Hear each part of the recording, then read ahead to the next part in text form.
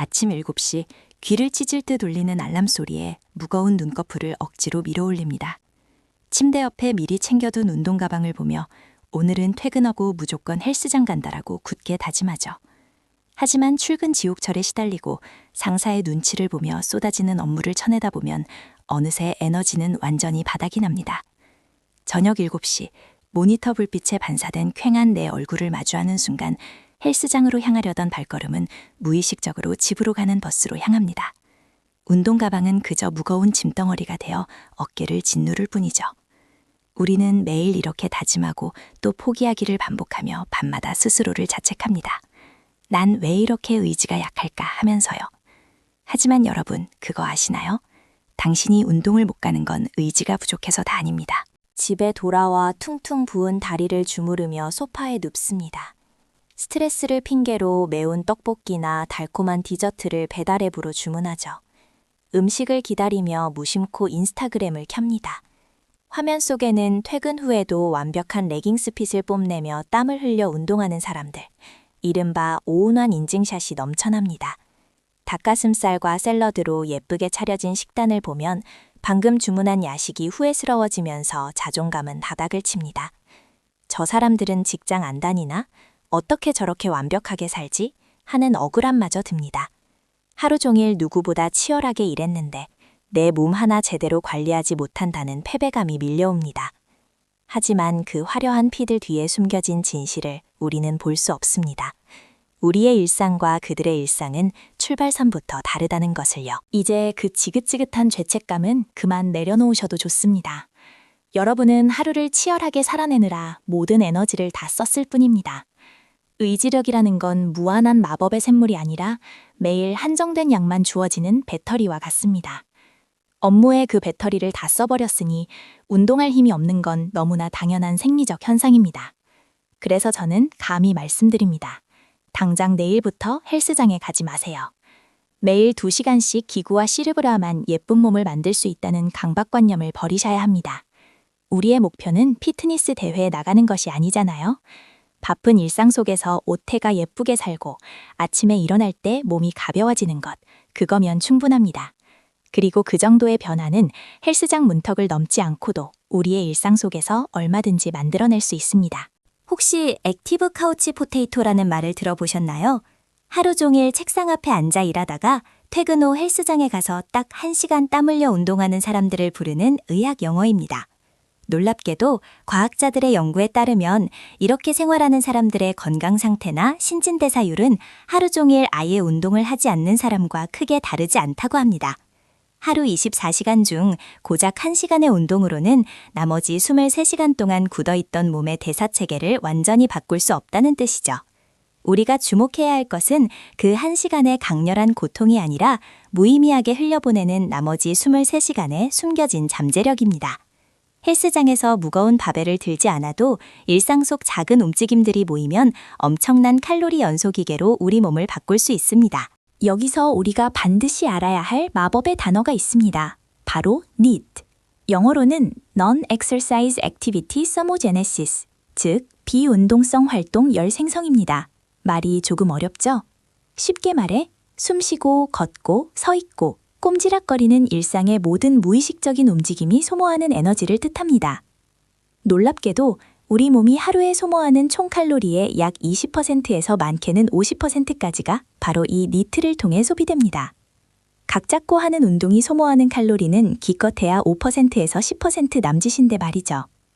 결국 살이 안 찌는 체질, 선이 예쁜 몸매를 가진 사람들의 진짜 비밀은 헬스장에 있는 것이 아니라 일상 속에서 남들보다 조금 더 부지런히 꼼지락거리는 이 니트 수치가 높다는 데 있습니다.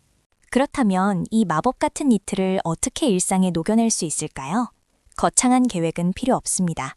당장 내일 아침 출근길부터 시작해볼까요?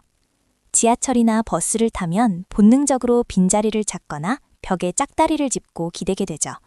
내일은 딱 10분만 꼿꼿하게 서서 가보세요. 양발의 체중을 고르게 싣고 아랫배에 살짝 힘을 주어 배꼽을 등 쪽으로 당겨보는 겁니다.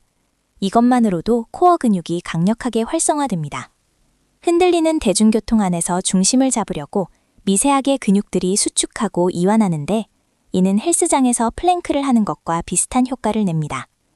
출퇴근길 10분의 바른 자세가 한 달이 모이면 여러분의 뱃살은 놀라울 정도로 탄탄해져 있을 겁니다. 이제 사무실에 도착했습니다. 하루 중 가장 많은 시간을 보내는 책상 앞이야말로 최고의 다이어트 스팟입니다. 모니터를 향해 거북이처럼 목을 빼고 허리를 둥글게 말고 앉아있진 않나요?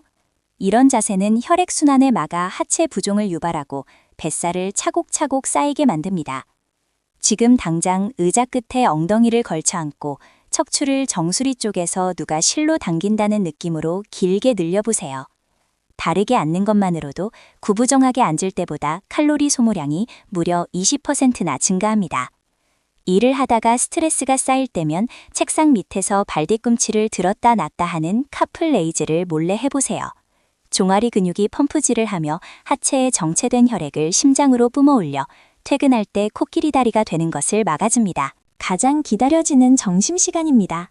맛있는 식사 후엔 나른함이 밀려오고 곧장 아이스 아메리카노를 사서 다시 책상에 엎드려 자고 싶어지죠.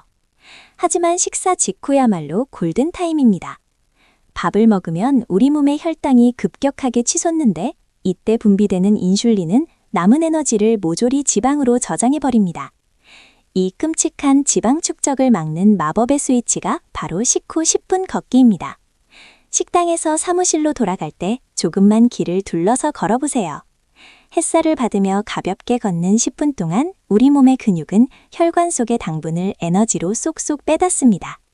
혈당 스파이크를 막아주니 오후에 쏟아지는 식곤증도 덜하고 뱃살로 가는 직행열차도 멈춰 세울 수 있습니다. 하루 10분 나를 위한 광합성 산책을 선물해보세요. 오후 3시쯤 되면 어김없이 위기가 찾아옵니다. 아, 당 떨어져. 서랍 속에 숨겨둔 초콜릿이나 탕비실의 믹스커피가 간절하게 생각나는 시간이죠. 하지만 잠깐만 멈춰보세요. 지금 느끼는 그 허기짐은 진짜 배가 고픈 게 아니라 업무 스트레스로 인한 가짜 식욕일 확률이 90%입니다. 스트레스 호르몬인 코르티솔이 뇌를 속여 달콤한 것을 찾게 만드는 것이죠. 이럴 땐 단 것을 입에 넣기 전에 자리에서 일어나 물을 한 컵 마시며 딱 3분만 깊은 심호흡을 해보세요. 수분은 신진대사를 즉각적으로 끌어올려주는 천연 다이어트 약입니다. 시원한 물 한 잔이 식도를 타고 내려가는 것을 느끼며 머릿속을 꽉 채웠던 업무의 압박감을 잠시 비워내는 겁니다. 놀랍게도 3분 뒤면 폭발할 것 같던 식욕이 눈 녹듯 사라지는 것을 경험하실 수 있습니다. 드디어 기다리던 퇴근 시간입니다. 몸은 천근만근이고 빨리 침대로 다이빙하고 싶겠지만 내 몸을 위한 마지막 선물을 줄 시간입니다. 버스나 지하철에서 딱 한 정거장만 일찍 내려서 걸어가 보세요. 하루 종일 사무실의 탁한 공기와 꽉 막힌 공간에서 웅크리고 있던 나를 해방시켜주는 시간입니다. 좋아하는 음악을 들으며 밤 공기를 갈고 걷다 보면 뇌를 짓누르던 직장에서의 온갖 잡념과 스트레스가 발걸음마다 하나씩 떨어져 나가는 것을 느낄 수 있습니다. 이것은 단순한 칼로리 소모가 아닙니다. 마음의 독소를 빼내는 디톡스 과정이자 퇴근 후 스트레스성 폭식을 예방하는 가장 훌륭한 방패입니다.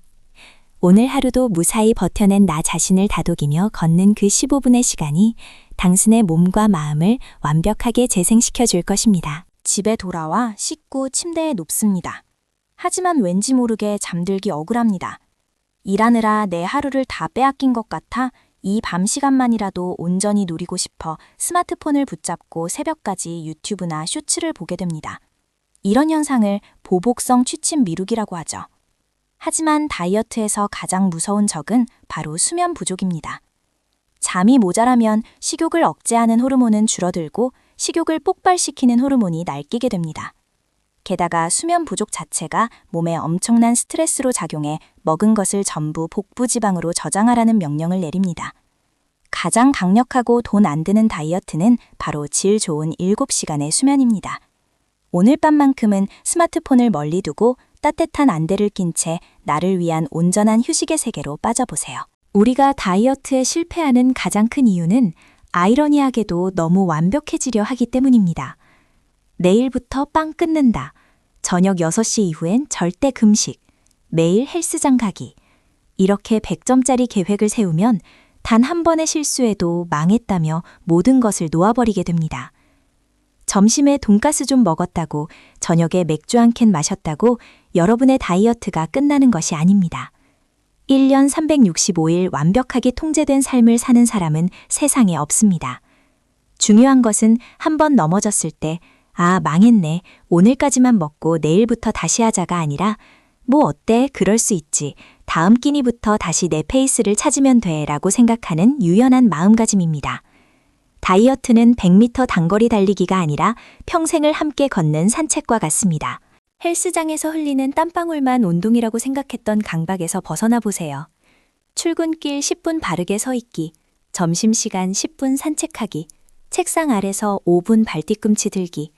이것들은 너무 작고 사소해서 당장 내일 거울을 봤을 때 눈에 띄는 변화를 만들어주진 않습니다. 하지만 이 보잘것없어 보이는 25분의 움직임이 1년이 모이면 무려 150시간의 활동량이 됩니다.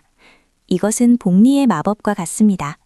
물방울이 바위를 뚫는 것은 물방울의 힘이 아니라 끊임없이 떨어지는 지속력에 있듯, 일상 속 작은 습관들은 천천히 하지만 확실하게 여러분의 체형과 컨디션을 바꿔놓을 것입니다. 남들이 헬스장에 간다고 불안해할 필요 없습니다.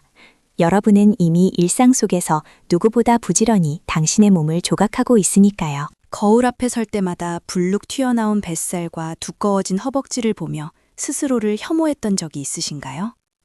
오태가 나지 않는다며 자책하고 맛있는 것을 먹을 때마다 죄인이 된 것처럼 눈치를 보지 않으셨나요?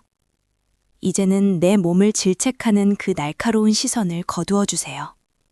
여러분의 몸은 치열한 직장 생활을 버텨내고 스트레스를 감당하며 오늘 하루도 무사히 살아내기 위해 최선을 다해왔습니다.